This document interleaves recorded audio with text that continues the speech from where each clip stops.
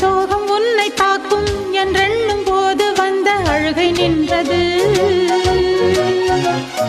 மனிதர் உணர்ந்து கொள்ள இது மனித காதல் அல்ல, அதையும் தாண்டி புனிதமானது.